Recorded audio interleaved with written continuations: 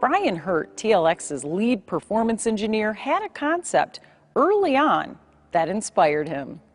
I actually grew up in the northwest corner of Nebraska. I grew up on a cattle ranch out there. You know, I think about like how our customers use this car and the connection they have with this car, or the connection I hope they have with this car.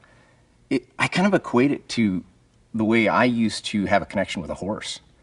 And you would ride some horses and they were just rough as a cob and they could never pick up a lead, and you had to do all the work. You had to tell them exactly what to do. But then there were horses that you would get on and you just had this natural connection with. And so when you have a connection with an animal like that, or a car like we're building now, you have this extreme reduction in workload.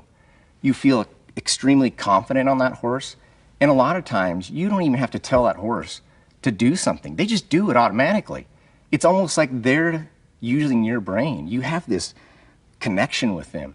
And so part of what I wanted to do with this car was have that type of connection with it, where when you're driving this car, you shouldn't have to constantly be working the steering wheel to keep it going down the road. The same goes true if you're on a winding, twisting road. You should be confident that your brakes are going to work perfectly, that they've got this nice linear pedal stroke, you know, and that you look forward and you see that spot in the corner that you want to hit, and you just set the steering wheel and you hit that spot.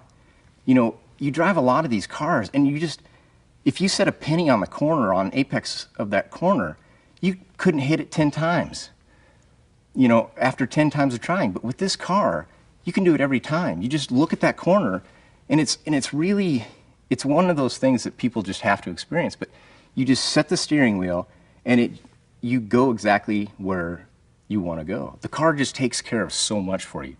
I really love that analogy. I ride horses too, and I can tell you, Brian's exactly right. When you're on a good horse, the horse does so much thinking for you that the ride becomes that much more enjoyable.